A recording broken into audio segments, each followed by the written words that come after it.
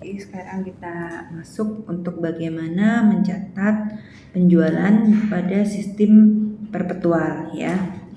Nah, kalau tadi pembelian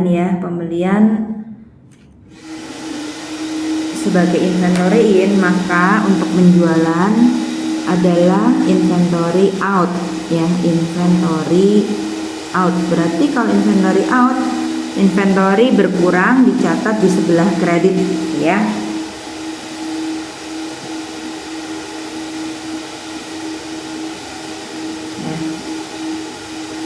Nah, penjualan ini bagaimana untuk mencatatannya gitu ya, recognition-nya ya, ketika performance obligation satisfied ya, ketika kewajiban untuk melaksanakan penyerahan atas performanya. Nah, dalam hari ini kalau perusahaan dagang, performance obligation-nya apa? Kewajiban sebagai penjual, yaitu barangnya sudah diserahkan ya dari penjual kepada pembeli.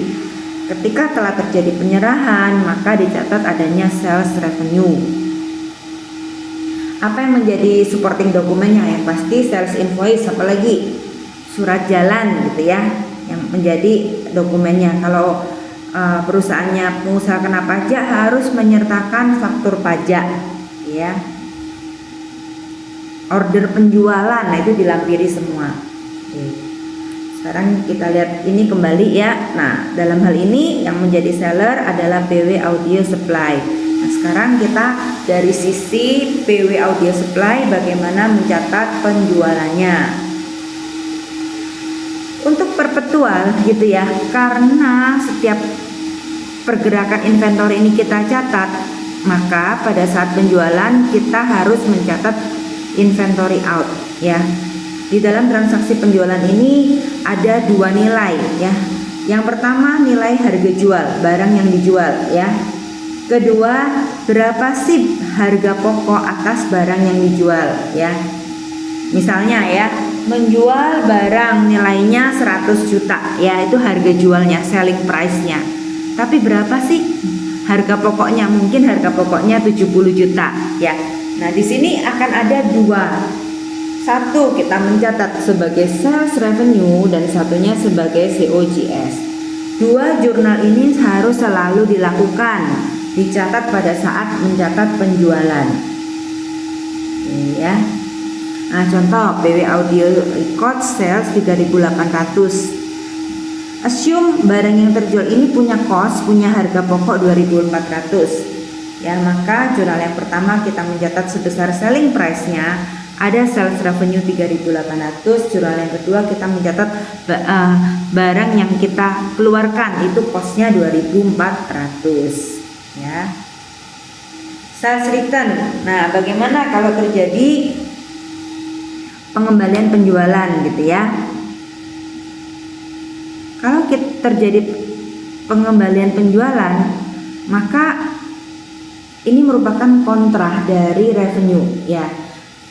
Kalau kita tahu sales revenue ya, sales revenue ketika bertambah ya, kita catat di sebelah kredit gitu ya. Nah, kalau terjadi pengembalian ada sales return ya, sales return ini adalah kontra account dari sales revenue. Maka ketika bertambah kita catat di sebelah debit ya, karena dia adalah kontra accountnya. Kenapa Bu, kita nggak catat aja dengan akun yang sama sales revenue? Kenapa harus dipisahkan ke dalam akun sendiri sales return? Ya, sangat penting ya, harus mengkategorikan. Supaya apa? Supaya perusahaan bisa melihat berapa banyak sih returnnya. Kalau semakin tinggi return, bagaimana kinerja perusahaan? Semakin bagus nggak? Semakin banyak reject? Tentunya enggak ya. Oke. Sekarang kita lihat jurnalnya. PW Audio ini mencatat gitu ya, adanya pengembalian penjualan dengan selling price 300 yang mana costnya 140 ya. Oleh karena itu kalau sales return barang dikembalikan pasti inventorinya in ya, inventorinya masuk. Oke, kita catat dulu sales returnnya 300 mengurangi piutangnya, lalu kita catat juga inventory yang masuk sebesar costnya 140 akan mengurangi harga pokok barang yang terjual ya. Jadi ini jurnalnya kebalikan dari jurnal sales, hanya saja untuk returnnya kita pisahkan akun sendiri ya, sales returns and allowance. Oke. Nah, defektif, bagaimana defect?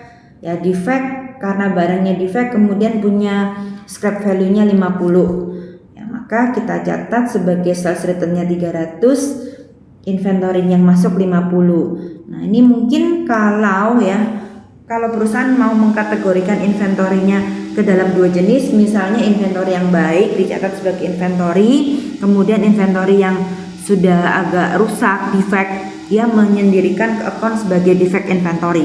Itu juga boleh ya. Tapi di jurnal ini kita tidak membagi ya, semuanya diklasifikasikan ke dalam akun yang sama inventory ya. Oke. Nah sekarang sales discount. Oke. Sales discount ya, sales discount adanya promote prompt payment ya, pembayaran cepat ya, lebih cepat, pembayaran yang lebih awal dari customernya. Nah sales discount ini ya sama ya sebagai kontra akun dari sales revenue ya. Misalnya dalam hal ini sales discountnya adalah 70 ya, maka ketika ada sales discount maka dicatatnya di sebelah. Kalau sales revenue-nya dikredit, maka ketika ada sales discount dicatat di debit, discount dicatat di sebelah debit ya. Kita lihat jurnalnya ya, Sauk Stereo ya, tadi kita sudah tahu dari penjualan 3.800 dikurangi dengan retur sehingga nilai penjualannya 3.500. Kemudian pada tanggal 14 Mei gitu ya, diskon period ya, dimana Sauk Stereo sebagai bayarnya membayar gitu ya, membayar pada periode diskon. Tadi kita udah hitung ya, 2% dari 3.500 ini adalah 70 ya. Sehingga yang dibayar oleh Sauk customernya pasti bukan 3.500 ya, 3.500 dikurangi 70 ya, sehingga cash yang diperoleh 3430 masuk sebagai sales discount, kemudian account receivable yang berkurang 3.500 ya. Oke, kita lihat ya. Ini contoh-contoh nanti kalian pelajari ya, untuk contoh-contoh bagaimana mencatat ketika ada sales, kemudian sales return gitu ya, dan sales discount. Oke. Nah, bentar ya. Nah, kita coba menyimpulkan dulu ya,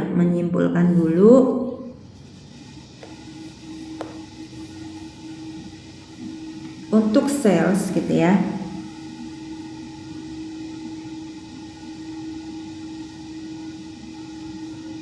Oke, untuk sales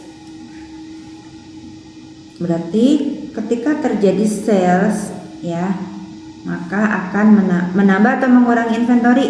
Kalau ini saya punya akun inventory di sini ya, ini debit, ini kredit. Ketika terjadi sales akan inventorinya bagaimana? Berkurang ya. Ini ketika terjadi sales. Ketika sales return, inventorinya masuk ya, berarti dicatat di debit sales return. Bagaimana kalau terjadi sales discount? Maka tidak mempengaruhi nilai inventory. Sales discount kita langsung catat sebagai sales discount. Nanti uang yang kita terima dari customer akan berkurang sebagai sales discount ya, sehingga kita tidak boleh mencatat sebagai pengurangan inventory. Jadi yang berpengaruh terhadap inventory adalah sales dan sales return ya, ketika terjadi adanya pergerakan inventory.